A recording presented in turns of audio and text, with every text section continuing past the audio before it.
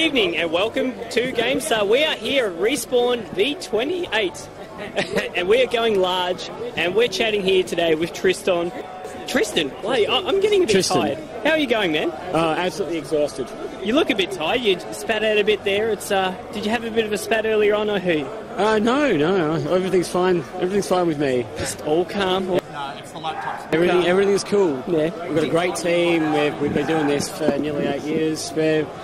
We can take pretty much anything they throw at us. So you've been there, done that, pretty much. Been there, done that. Still doing it. Yep. No, that's great, and it's a great LAN here. You've got plenty of people here, and they're all quietly. In fact, this is probably the quietest I've gone. I've seen it. Wait till the Flat Out 2 competition. I start shouting that the venue volume just jumps by about 10 dB. So yeah, we've got almost 450 people here this weekend. So it's one of the biggest we've run in a while.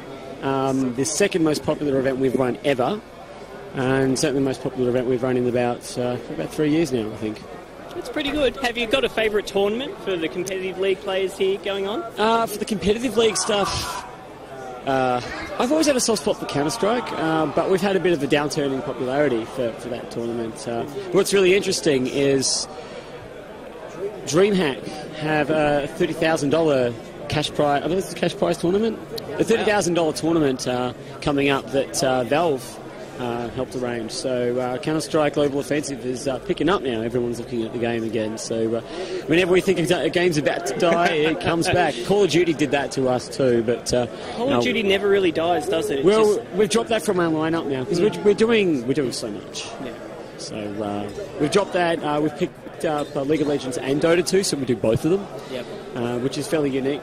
Some tournaments will focus on one or the other, but we like everyone. And for us as casters, like casting League of Legends or Dota, it's such a fun game to cast because games can turn around very quickly. Whereas it's a fun game to watch. Yeah, a very fun game to watch and cast. Whereas competitive FPS games, a lot of them, they can turn around and be very tricky to turn around, and they'll rarely do that. Yeah, whereas it happens all the time in LoL and Dota. Yeah, I normally watch StarCraft 2. I've been to some of the StarCraft events at Silicon Sports Run, which are absolutely fantastic. You should check them out. So I watch the RTS style games, but to play, I've always liked 3D games. I've always been into those. No, that's good. Any favourite memories, by the way, of PAX, by the way? You had a bit of fun there recently. PAX was, oh wow.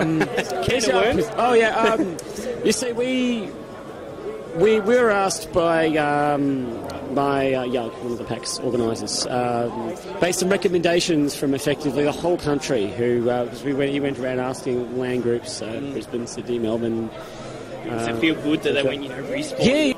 Yeah, and he came to me and he said, well, everybody else has recommended you, so let's have a chat. Now, what Yug didn't realise until we met up is that we'd previously met many years before at the E-Games Expo. This is before Manabar, 2006. So, we've all been around for quite a while. So, we talked about what was involved. We took it on, and we brought in some of the guys from Sydney, from MPU, who gave us a hand with the free play section, and we had guys manning the tournaments and the BYSC, and it was an absolutely sensational event. And it went fantastic too. It went better than I expected. We were just owing to the experience of the team and the passion of some of these guys. Enabled us to really pull it together. Shout out to all your volunteers as well, who are pretty much all of them are enforcers now. Oh, yeah. Well, some yellow shirts. Yeah. So we've actually had some of the PAX enforcers turn up today for a bit of a barbecue, a bit of a meet-up, a bit of a community thing. Yeah. We've got so many people from around all angles of the community who come to Respawn. Just say hi. People who run LAN events, people over there. People over there too. So I ran into a couple of people who have some flown down from Brisbane. We've got Oz Fortress. A lot of Sydney guys have come over from that. One of the casters has come over from New Zealand to cast the Team Fortress 2 game. Oh, wow. It's the second biggest in-person LAN event they've ever had. And the other one, the bigger one, was a Sydney-based event that was just a TF2 LAN. So they'd come to Respawn, and their corner of the venue was about 60 people. Great. May have even grown since I last checked. That's a good thing to have.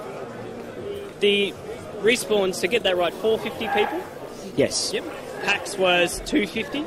So PAX we had about 200 PCs that Intel shipped over from the States. Yep. And obviously they have a very good deal with their shipping company because these things had to be shipped over for Fax Prime as soon as we were done. So we had to unbox them, plug them in, image them. Well, they came pre-imaged, so we sorted out what games were going to be the image before they shipped. And then they brought them over, and we had to update the image because a lot can happen in a week. Updates, yeah. And make a few last-minute adjustments. So that was about 3 days to set up before go live. And then we had the BYOC section, which was about... how big was it? How big was it? It's a bit of a pack saying. About 250 odd in the BYOC capacity. They are looking at growing that next year, and the attendance was a bit lower than what we expected, and that was due to the way they handled the ticket sales. We're going to fix that next year. So we're working with PAX very closely to really lift the profile of the PC room. I mean, every first event always has its teething issues, and for those, I feel like they're fairly minor. Really. Oh, for PAX, I think in terms of teething issues, I think we did very well. Yeah. That reminds me, you just spoke about update issues. Every LAN I've been to, there's always been a game that comes out, and they've come out with a big patch on the day before the LAN. And of course, people are meant to update their Steam before they come in, right? Yes, so this has been going on for years. Remember, even when I was involved with the old Shafted LAN events before I took on Respawn, there was always a Counter-Strike major version update the day before the LAN, and it was just as if they knew we had a LAN party on that weekend. But these days, we run a Steam content server, so these guys can download Steam updates at like 100 megabytes per second. This is quick. And we've got a decent internet connection here at the venue. Yes, yes. Allows us to stream in full HD as well, which is fantastic. So just to point this out for anyone watching the stream, this isn't the only stream that's happening. You've got Oz Fortress. We've got the Oz Fortress, so I think we've got a few streams coming from. You've got 3 Gamestah streams coming along in HD quality. I mean, this is amazing internet. I mean, I can't remember the exact numbers. It's something like 200 megabits. About 200 or 300 megabits a second. We like it. Yeah, you sort of lose count after 200. You're just like, 2 to 300. It's fast enough. Let's do what we want to do. It's fantastic. And again, we've got things like the Steam Content Mirror, which our guys have put together. That gives us a bit more flexibility.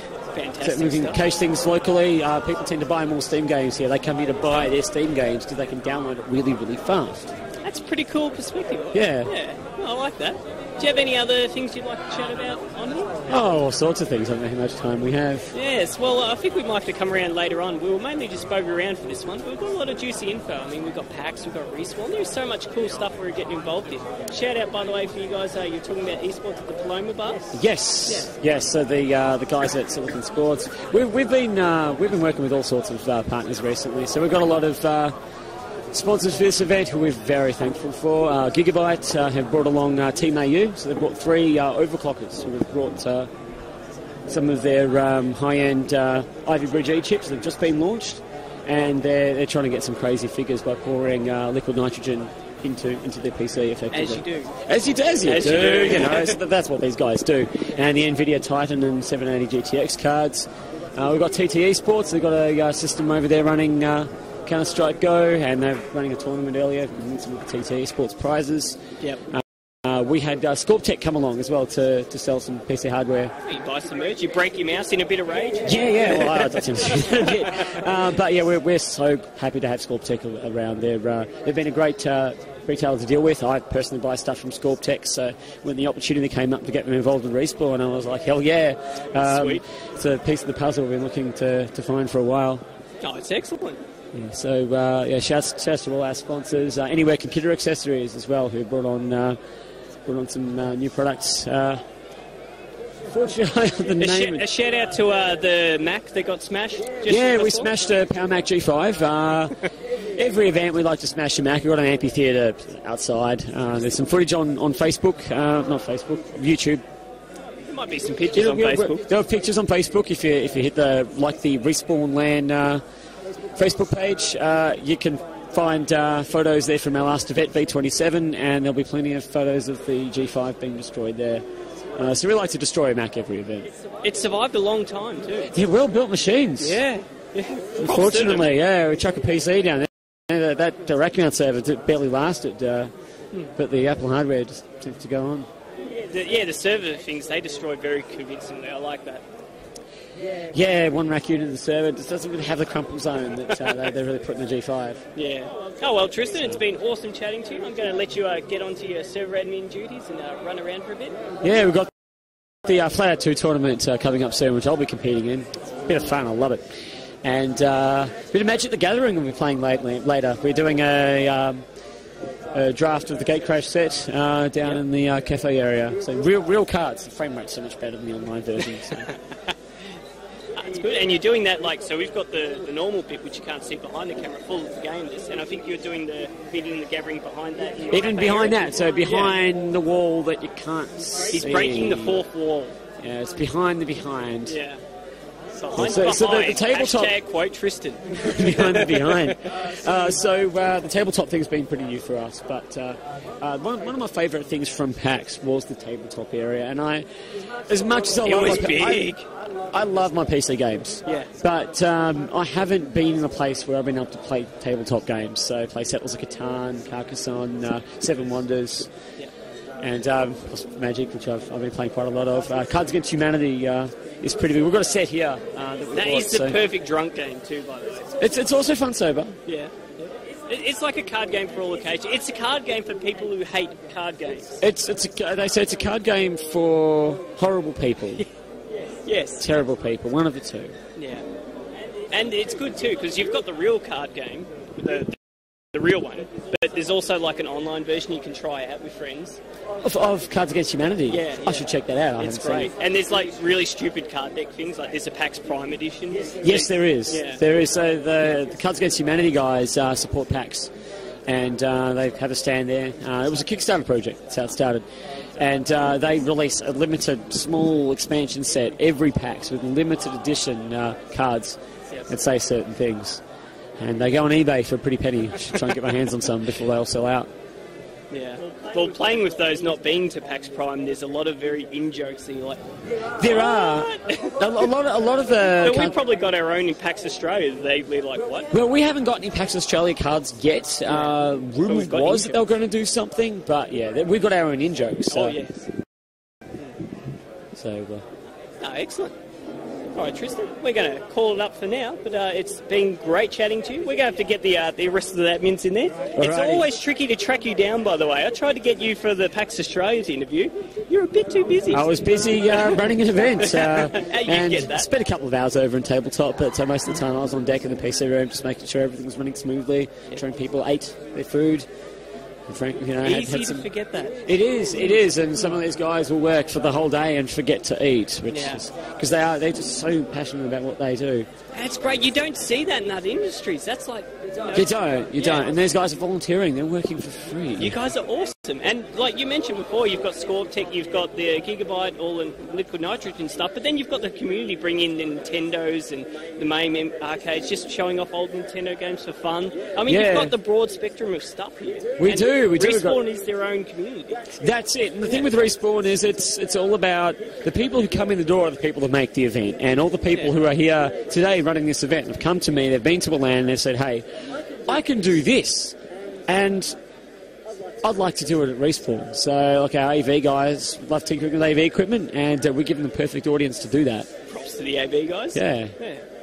It's just as an example. So every couple of events we get people come to us who haven't even been to a Respawn before saying, hey, I want to be part of this. And I don't want to just attend, I want to help make what it is. Yeah. And it just blows my mind every time I get an email of someone who says, I checked out your website, how can I help out? That's good. Does it make you feel very proud? Oh, it does. It does. I'm proud of each and every one. It's not just the volunteers, it's everyone who walks in that door who makes this event what it is. Yeah.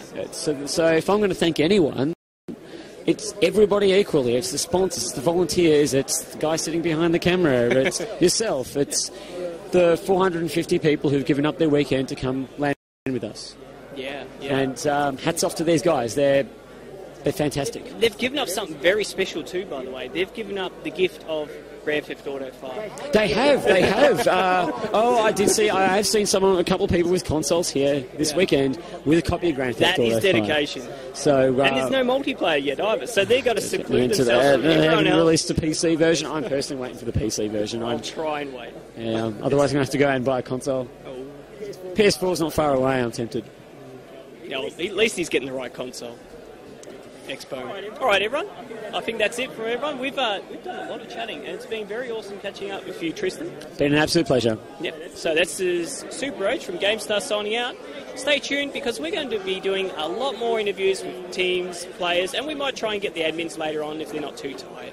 So stay tuned, everyone.